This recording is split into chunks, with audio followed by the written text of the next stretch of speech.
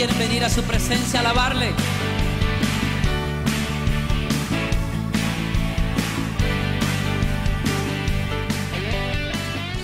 Atención.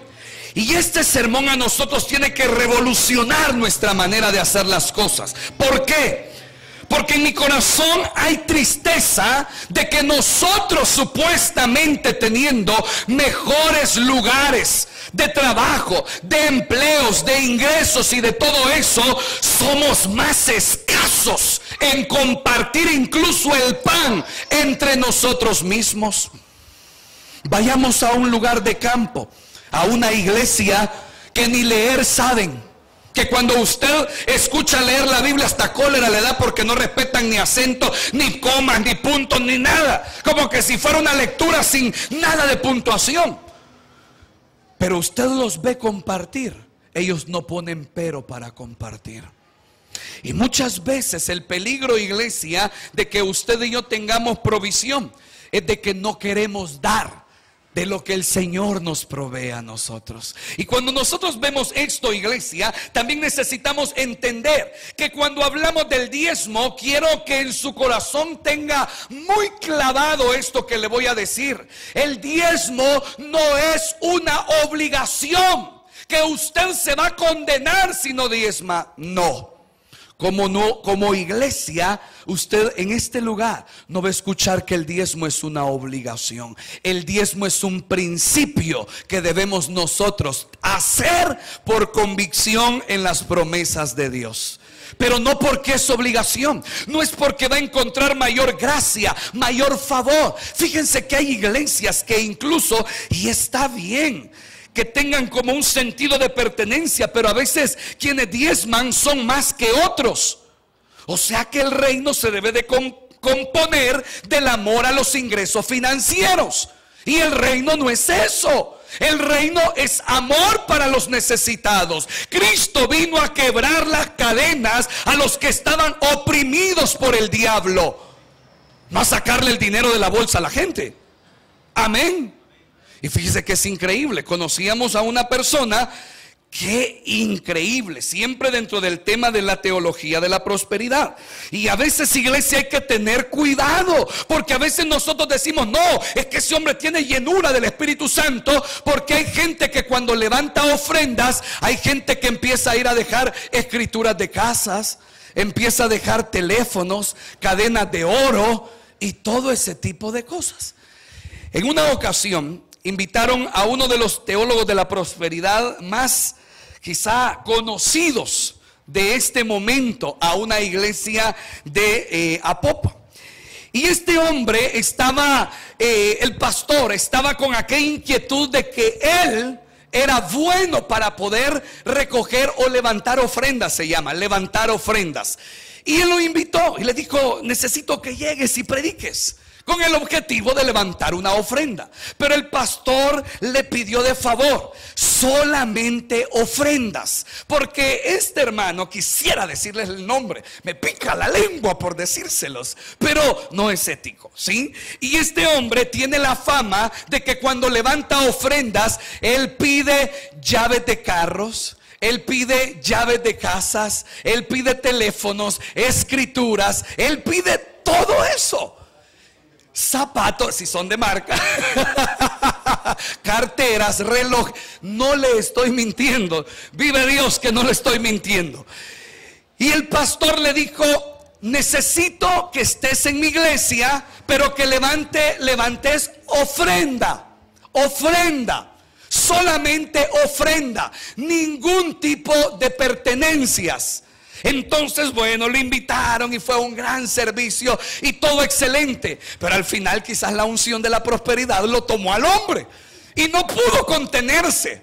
Y el hombre empezó a decir, vamos a ver, los que tienen fe en el Señor, los que saben que dependen del Señor. Y empezó a pedir y a pedir y a pedir y a pedir. Ahí van relojes, cadenas. Yo no sé si le echaron tarjetas de crédito también. Pero el hombre sacó lo que el pastor no le había pedido. Los sugieres y los diáconos al final del servicio llevaron las canastas donde habían recogido todas esas cosas a la oficina del pastor. Gloria a Dios, dijo el pastor. Pero el pastor, hablando acerca de eso, él nos contaba de que cuando entró a su oficina, él sintió una vergüenza, y pasaron las cosas ahí. Una semana, 2 semanas, 3 semanas, 4 semanas, y le preguntaban: pastor, ¿qué hacemos con eso? Ahí déjenlo. Una vergüenza que no lograba superar. Dice que pasaron 6 semanas, y en un día de culto domingo, mandó a los diáconos a su oficina y les dijo: por favor, vayan a sacar las canastas. Las puso en el altar y le dijo a la gente: todos los dueños de estas cosas, por favor, vengan a traerlos. Yo no las puedo ocupar. Y cuando yo escuché eso: pastor, ¿qué te pasó? Dios mío, las hubieras dado a la iglesia Amistad Cristiana, las hubiéramos ocupado. Pero note que en algún momento, iglesia, ese tipo de cosas se están moviendo en nuestro ambiente hoy en día. Están sucediendo. Y yo pregunto, y es lo que quiero que en su corazón usted visualice: ¿es eso el principio de agradecimiento con respecto a las finanzas? Creo que no. Estamos tergiversando la palabra. El reino no se compone en dinero. Si nosotros pensamos en los beneficios que produce, iglesia, el dar, vamos a observar algunos. Fíjese el texto que hemos leído, capítulo 3 de Malaquías. Fíjese la manera en que el capítulo, el contexto envuelve la parte financiera. Y el verso 6 dice: porque yo, Jehová, no cambio. Por esto, hijos de Jacob, no habéis sido consumidos. Desde los días de vuestros padres os habéis apartado de mis leyes y no las guardasteis. Volveos a mí y yo me volveré a vosotros, ha dicho Jehová de los ejércitos. Mas dijisteis: ¿en qué hemos de volvernos? Cuando nosotros vemos a Israel está siendo reprendido por su infidelidad. Está siendo exhortado porque se ha apartado del Señor. Y cuando nosotros vemos el contexto, encontraremos a un Señor que está invitándoles a que se acerquen a Él, a que se vuelvan a Él, a que una vez más reconozcan que es el Señor que les ha permitido todo en la vida. El capítulo 8, regrese o vaya conmigo a Deuteronomio. El capítulo 8 de Deuteronomio, el Señor habla al pueblo unas palabras que en verdad marcan a cualquier corazón que ha sido bendecido de parte del Señor, y nos entrega claridad en que lo que tenemos en verdad no es por todo lo que nos esforzamos nosotros, sino por el cuidado de nuestro Señor. Capítulo 8, en el verso 11. ¿Lo tiene, iglesia? El verso 11 dice: cuídate de no olvidarte de Jehová tu Dios para cumplir sus mandamientos, sus decretos y sus estatutos que yo te ordeno hoy. No suceda que comas y te sacies y edifiques buenas casas en que habites, y tus vacas y tus ovejas se aumenten, y la plata y el oro se te multipliquen, y todo lo que tuvieres se te aumente. Escucha bien el 14. Y se enorgullezca tu corazón y te olvides de Jehová tu Dios, que te sacó de tierra de Egipto, de casa de servidumbre, que te hizo caminar por un desierto grande y espantoso, lleno de serpientes ardientes y de escorpiones, y de sed donde no había agua, y él te sacó agua de la roca del pedernal. Verso 17. Y digas en tu corazón: mi poder y la fuerza de mi mano me han traído esta riqueza. El Señor habla a Israel y le dice: no te vayas a enorgullecer un día. Iglesia, pensemos un momentito sobre algo. ¿Se recuerda hace 10 años su situación financiera? ¿Verdad que aun cuando nos quejamos, estamos mejor hoy? Quéjese lo que quiera. Está mejor hoy. Está mejor hoy. Y no le llama la atención de que la crisis ha aumentado, de que las cosas están más caras, de que todo se ha vuelto más difícil. ¿Qué es lo que está sucediendo? El Señor es fiel para con sus hijos, iglesia. Usted y yo podemos decir, no, es que yo no estoy mejor que antes. Sí está mejor que antes. ¿Cuánto pesaba antes? A ver, analicémoslo desde ahí. Va. Yo no lo veo tan peche. No, pastores, que mire, Dios mío, yo paso unas lipidias. Si cuando a veces lo he visto comer, se come hasta 8 pupusas. Se le quedan viendo algunos. No, pastores, que yo paso una. No, fuera de broma. Estamos mejor, iglesia. Estamos mejor.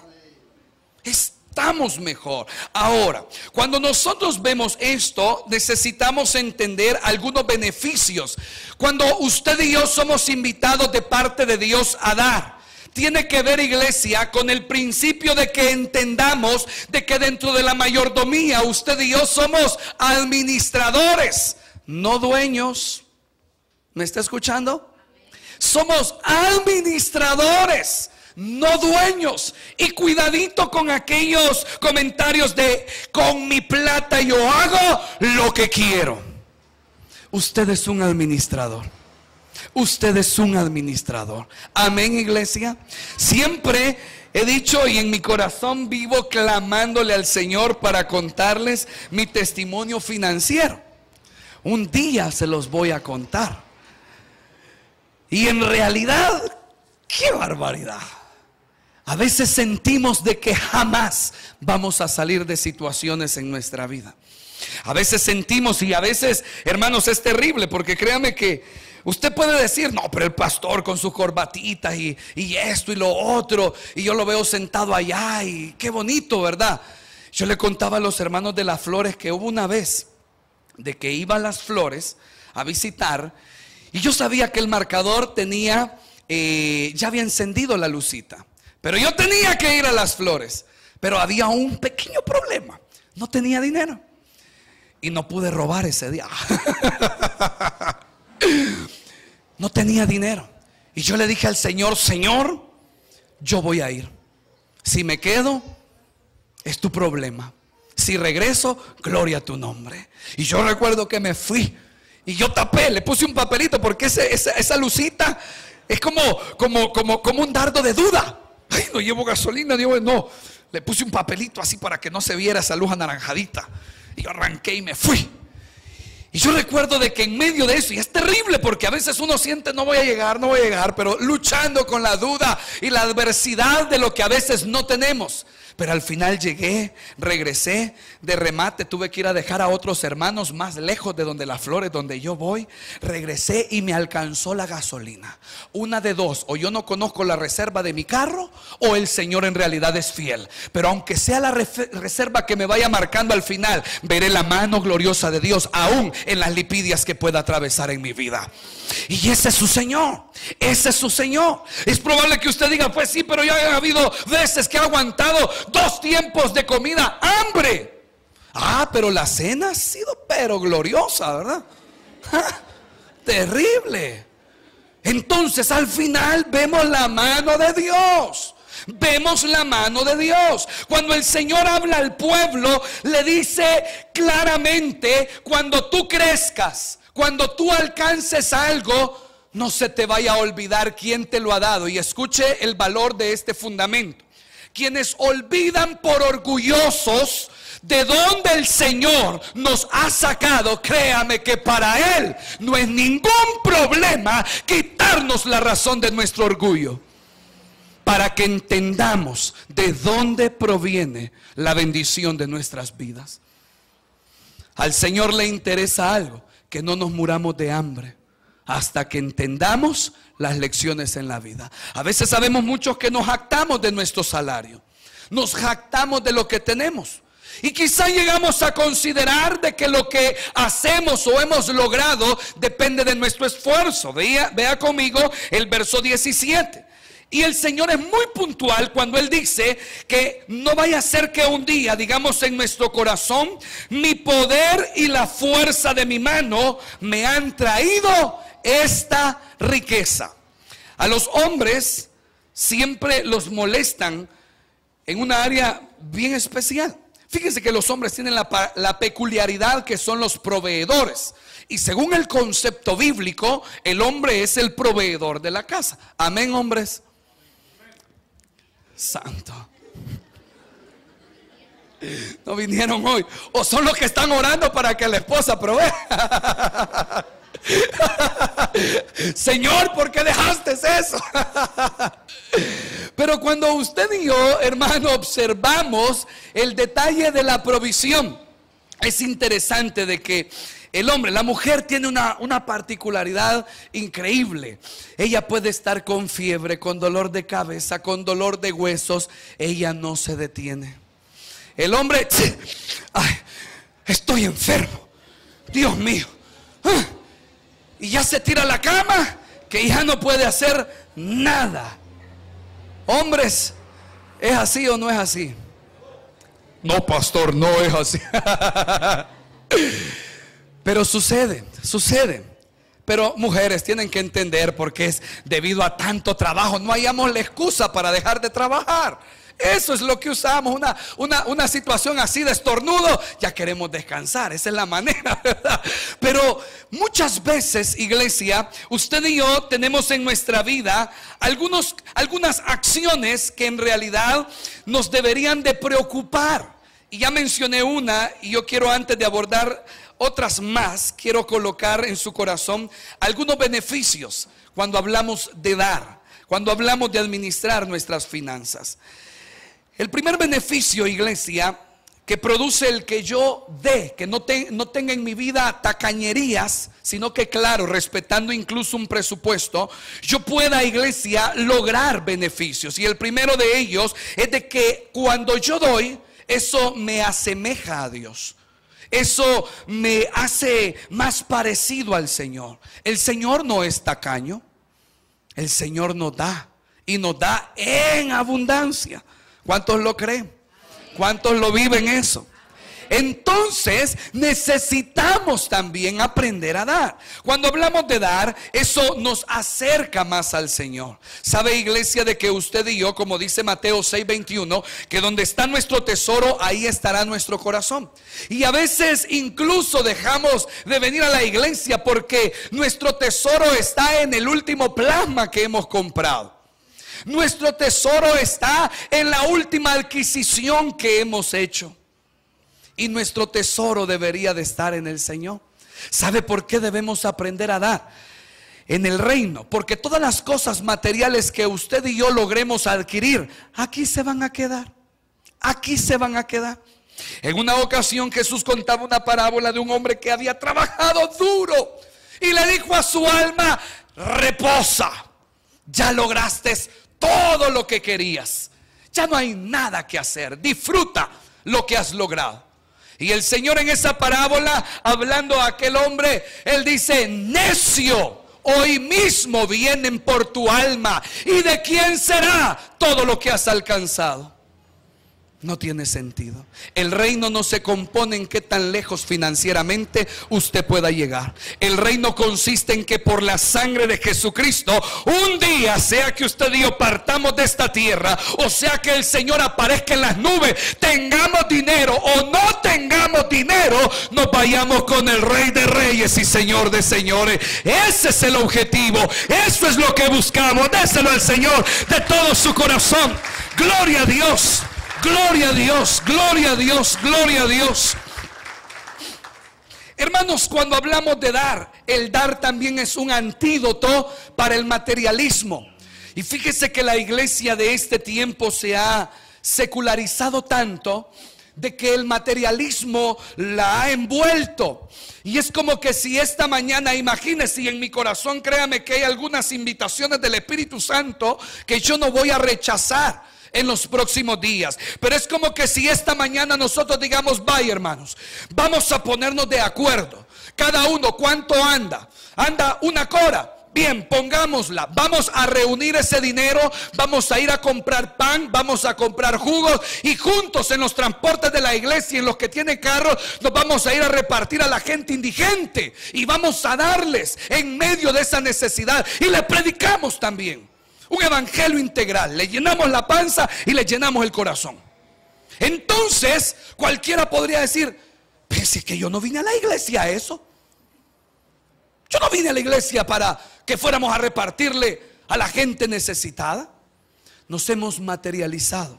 A veces nos interesa lo que a nosotros nos beneficia. Y si hay algo que a mí no me beneficia, no, yo no voy a participar en eso.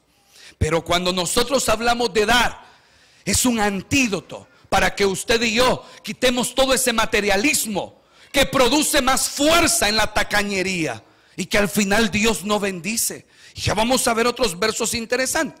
Cuando usted y yo hablamos de dar, eso fortalece nuestra fe. Vaya conmigo a Proverbios capítulo 3.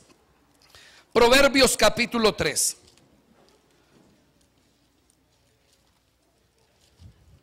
Proverbios capítulo 3.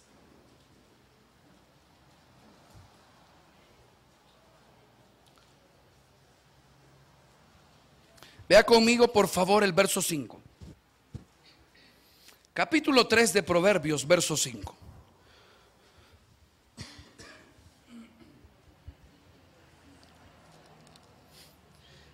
Verso 5 dice: fíate de Jehová de todo tu corazón y no te apoyes en, ¿qué dice, iglesia?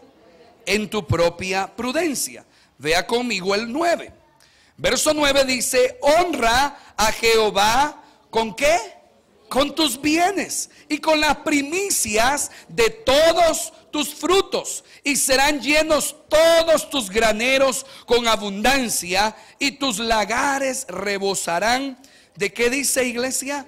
De mosto. Cuando usted y yo, iglesia, hablamos acerca del dar, estamos hablando de que en nuestra vida, a diferencia de lo que el capitalismo nos enseña, si usted da $1, usted tiene $1 menos. En el reino, no como teología de la prosperidad, pero yo tengo bien claro que cuando alguien se despoja de uno de los bienes que el mismo Dios le ha dado, el Señor será fiel para que ese bien entregado a un necesitado, al que da, no le haga falta.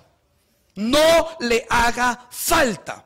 A veces usted y yo, y a mí me sorprende ver gente que gana el mínimo o menos del mínimo, y son capaces mes a mes de guardar unos 3, 4, 5 dólares para cualquier emergencia. Y es increíble ver a gente que gana más de $1,000 y todavía tiene que prestar porque no le alcanza. ¿Cómo la ve? ¿Cómo la ve? ¿Qué sentido lógico tiene eso? ¿De dónde proviene esa situación? ¿Acaso no del cuidado del Señor? Y es aquí donde muchas veces, iglesia, nosotros nos hemos desordenado en nuestra mayordomía financiera. De que tenemos ingresos altos, pero no tenemos para diezmar. ¿Cómo estamos entonces? Le hago una pregunta. Si usted esta mañana recibe $10, ¿usted tiene el hábito de apartar el diezmo? ¿Y qué es eso, pastor? Santo. Vaya, le voy a enseñar, no se preocupe. Cuando usted y yo hablamos de dar, iglesia, vaya conmigo a Hechos 20:35. Hechos 20:35. Hechos 20:35. Un verso pero preciosísimo.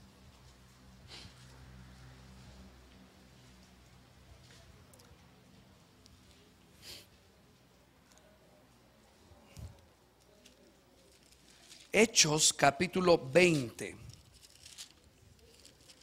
verso 35. ¿Lo tiene, iglesia? Fíjese bien qué es lo que dice. En todo os he enseñado, trabajando así.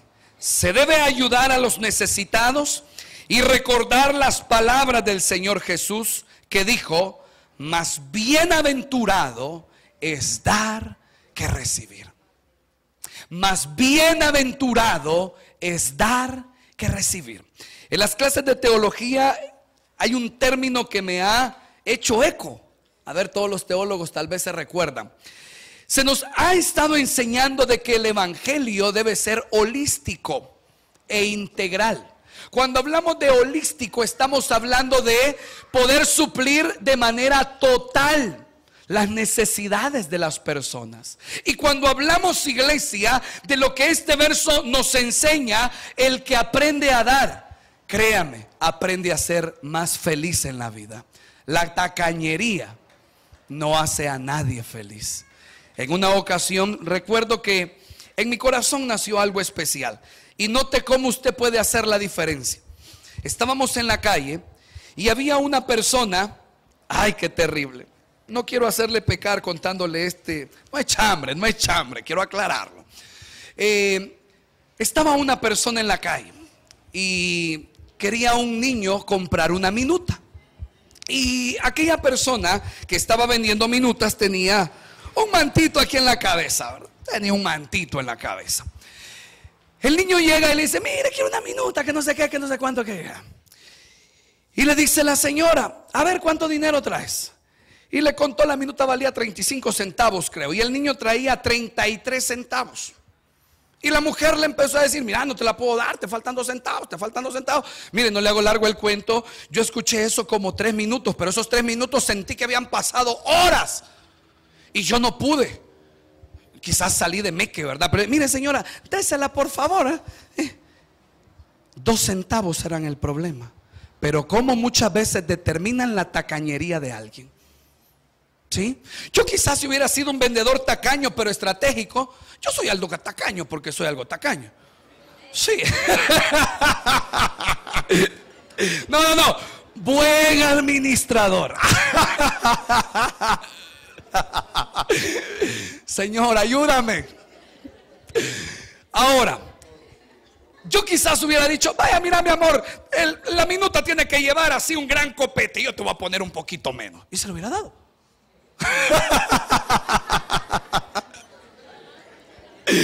Pastor, caemos en lo mismo. Pero note, a veces no tenemos el buen deseo de ayudar en lo mínimo. Pero créame que cuando usted hace una labor así, y yo recuerdo, fíjense que una vez estábamos en San Salvador y íbamos a agarrar la 79. Y siempre por donde yo pasaba había una anciana que siempre me gustaba darle algo. Y yo recuerdo que esa vez no andaba moneda, solo andaba $1. Y yo, Dios mío, ahí empezó el diablo a obrar, ¿verdad? No le vas a dar, no le vas a dar, no le vas. Ay, Señor, no le voy a dar, no le voy a dar. Señor, en tu nombre. Y yo recuerdo de que pasé porque en mi corazón, no sé, siempre me nacía ayudarle. Y pasé porque no podía, no andaba una moneda y no le podía dar el $1. Deme 75 de vuelta. Muy feo. Y yo recuerdo de que pasé y me fui a la parada. Dios mío, pero aquella agonía, me regresé y le di el $1. Y yo le dije, vaya señor, aquí no sé cómo vas a hacer. Y yo se lo di el $1. Y cuando me fui para la parada, a ver, así, ¿verdad? A pedir ray. En el bus, el motorista, hey, ¿qué tal, pastor? Véngase, me dijo, lo voy a llevar. Gloria a Dios. Gloria a Dios. Ya me evitó la pena, ¿verdad? Pero note, cuando usted da lo que usted da, téngalo por seguro, no le va a hacer falta. No le va a hacer falta. Usted dice, pastor, pero es que mi diezmo, ¿cómo voy a dar la 10ª parte de mi diezmo? Es mucho. ¿Y quién le dio el 100? ¿Quién le dio el 100? Entonces, aprendamos para terminar al respecto. ¿Qué es diezmar? Diezmar significa décimo, o la palabra diezmo significa décimo. Y cuando hablamos de diezmar en el tema eclesiástico, estamos hablando de apartar la 10ª parte de nuestros ingresos para la obra del Señor. Cuando nosotros hablamos del diezmo, usted me podría preguntar, y esto sí quisiera hacerlo bien puntual, ¿por qué razón yo debo diezmar? Hay preguntas como, por ejemplo, ¿dónde debo diezmar? ¿O en qué ministerio tengo que diezmar? Hoy se las voy a responder de manera breve. En primer lugar, yo debo de diezmar porque el Señor manda que yo lo haga. Vaya conmigo a Levíticos capítulo 27. Y estas, hermanos, sí las vamos a leer, pero que breve, ¿verdad? Capítulo 17 de Levíticos. Perdón, 27. Y voy a pedir al ministerio de alabanza que se proyecten con el canto "Oh Moradora". Capítulo 27 de Levítico. Vea conmigo, por favor, el verso 30. El contexto del capítulo 27 es todo lo que debemos consagrar para el Señor. Y a veces nosotros consagramos todo. ¿Sabe que hay personas que hasta por los chuchos oran? Mire, pero hay hasta testimonio. Y no estoy bromeando. Hubo una vez una persona que tenía a su perro enfermo. Y fíjese que oró y el perro se le sanó. Qué terrible, ¿verdad? Qué terrible. Bueno, pero ese punto y aparte, ¿verdad? Pero nosotros consagramos muchas cosas, pero a veces nuestro salario no lo consagramos. Preste atención, esto es hermoso. Verso 30, por favor, dice: y el diezmo de la tierra, así de la simiente de la tierra, como del fruto de los árboles de Jehová, que dice, es cosa dedicada a Jehová. El salario que usted recibe, usted y yo debemos aprender a consagrarlo. A consagrarlo. ¿Cómo lo consagramos? Tomamos la 10ª parte de lo que el Señor nos ha provisto, lo traemos a la casa del Señor y bendecimos el 90%. Eso es lo que necesitamos aprender. Una vez más, quiero hacer hincapié. Obligación. No. Usted no tiene que hacer nada por obligación en el reino. Nada. Tiene que ser algo que brote de aquí. Cuando hablamos acerca de por qué diezmar, tenemos también que entender que Jesús lo ordenó. Mateo capítulo 23. Véalo conmigo, por favor. Capítulo 23 de Mateo. Y vamos a hacer un esgrima, hermanos, porque necesitamos llegar a estos versos para que usted lea conmigo. Capítulo 23 de Mateo, en el verso 23.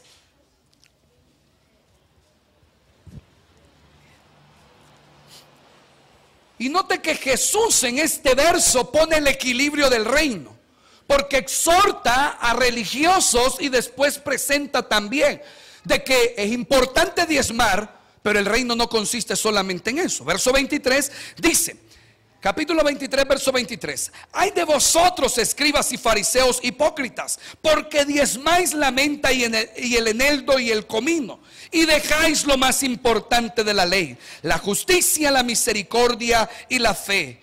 Esto era necesario de hacer sin dejar de hacer aquello. ¿Qué dice Jesús? Diezmar es algo que debemos aprender, pero no debe sustituir lo que el reino en realidad es. Cuando vemos a Jesús, Él coloca equilibrio sobre la parte financiera. Yo puedo ser un gran diezmador, pero no le sirvo al Señor.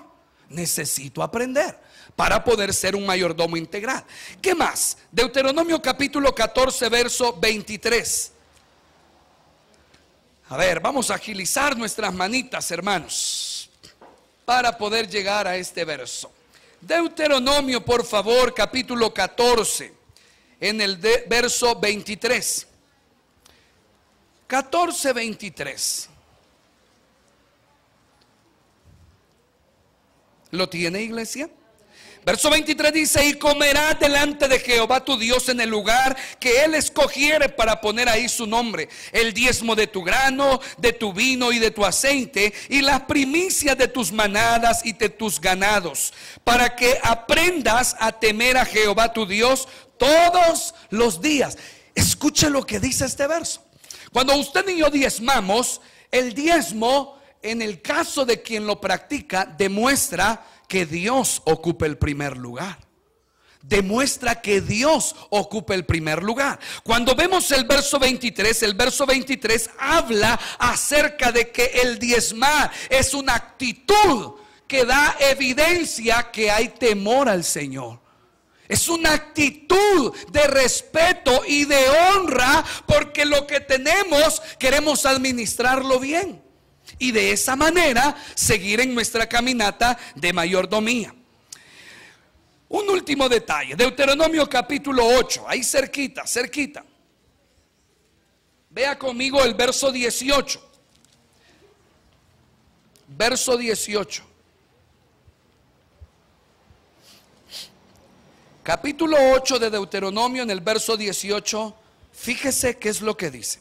Si no, acuérdate de Jehová tu Dios, porque Él te da el poder para hacer las riquezas, a fin de confirmar su pacto que juró a tus padres, como en este día. El verso 18 dice que usted tiene fuerza y capacidad para producir en una labor, porque Él se la ha dado. Porque Él se lo ha permitido. No puede usted decir con respecto a su dinero, si usted quiere ser un buen mayordomo, yo sí quiero diezmo, y si no quiero, no diezmo. En realidad esa situación está en nuestra decisión. Pero en nuestro corazón debe de existir este principio, que cuando usted y yo, iglesia amada, diezmamos, eso en nuestra vida recuerda de que todo lo que tenemos le pertenece a Dios. Entonces, ¿por qué yo debo diezmar? Porque Dios lo manda, porque Jesús lo ordenó, porque el diezmo demuestra que el Señor ocupa el primer lugar, y porque el diezmar me recuerda que todo lo recibo de parte de Dios. Entonces yo necesito que en nuestro corazón podamos responder una última pregunta: ¿dónde debo diezmar? Y hay personas que en algún momento dicen: no, yo no diezmo en la iglesia, yo diezmo en ¿qué? No sé qué decirle, cualquier otra cosa. La Biblia nos aconsejará acerca del diezmo, de que usted y yo debemos diezmar en el lugar donde alabamos al Señor. ¿Cómo se lo compruebo? Regresemos a Malaquías, nuestro texto base. Malaquías.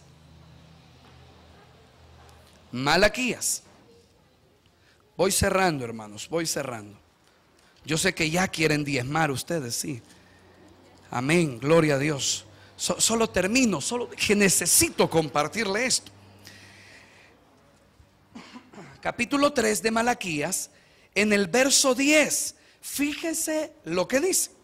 Verso 10 dice: traed todos los diezmos, ¿a dónde? Al alfolí. ¿Y el alfolí qué era? El alfolí curiosamente era como la despensa sacerdotal. El alfolí curiosamente era el lugar donde se almacenaba. Claro, antes llegaba, ¿qué decirle? Imagínense, el hermano Abelar era pastor de un de un rebaño de ovejas, ¿verdad? Y tenía como unas 1000 ovejas. 10,000 ovejas, perdón, hermano, 10,000 ovejas. Entonces venía el hermano y de todas las ovejitas que él tenía, le llevaba a los sacerdotes del templo del Señor 1000 ovejas. Ah, qué bondadoso era este hermano. Entonces imagínense dónde los sacerdotes ponían a 1000 ovejas. Bueno, quizás en este caso no los dejaban dentro del alfolí, ¿verdad? Tenían corrales. Pero digamos de que había alguien que había sembrado maíz, había sembrado otras cosas, y llevaba los sacos, su diezmo del fruto de la tierra que Jehová le había permitido cosechar. Entonces ellos en el alfolí dejaban estas cosas. Cuando nosotros, iglesia, hablamos de dónde debo diezmar, nuestro diezmo debe de entregarse en el lugar donde alabamos al Señor. En el lugar donde alabamos al Señor. Y cuando preguntamos a veces, por ejemplo, ¿qué es lo que yo debo de diezmar? Algunos tienen conflictos en preguntarse: ¿diezmo de mis ingresos o diezmo de mis ganancias? Eso yo lo dejo en su corazón, no me compete a mí. Algunos sí lo hacen, pero a mí no me compete por ética decírselo. Es algo que en su corazón debe tener usted convicción. Al final, vea conmigo por favor el verso 11, verso 10 por favor, cerremos lo que hemos leído. Traed todos los diezmos al alfolí y haya alimento en mi casa. Y probadme ahora en esto, dice Jehová de los ejércitos, si no os abriré las ventanas de los cielos y derramaré sobre vosotros bendición hasta que sobreabunde. Reprenderé también por vosotros al devorador y no os destruirá el fruto de la tierra, ni vuestra vida en el campo será estéril, dice Jehová de los ejércitos. Y todas las naciones os dirán: bienaventurados, porque seréis tierra deseable, dice Jehová de los ejércitos. Entonces, por única vez en la escritura encontraremos a Dios usando la palabra pruébenme, pruébenme. Y esto a nuestro corazón debería de dejar una gran lección. Una vez más le digo, iglesia amada, cuando hablamos del reino y de la casa del Señor, el reino avanza por la misericordia de Dios. El diezmo nunca usted lo entregue por agradar al pastor o por agradar a un líder. El diezmo usted lo entrega para agradar a Dios, a nadie más. Al final usted no tiene compromisos con ningún hombre. Por eso le doy un consejo. En otras iglesias, no aquí, en otras iglesias, a veces hay gente que no diezma porque está enojado con el pastor. El diezmo es un compromiso con el Señor. A veces hay personas que ocupan el diezmo como la manera para que su voz tenga fuerza dentro de una congregación.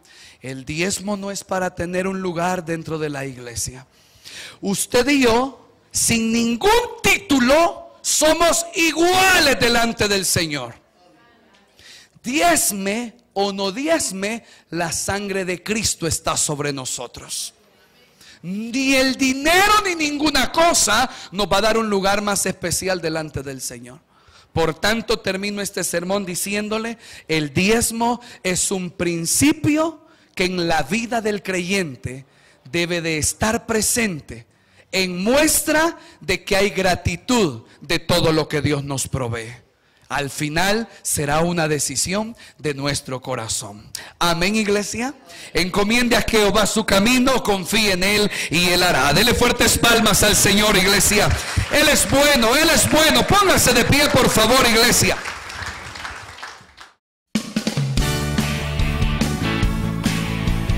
¿Quiénes quieren venir a su presencia a alabarle?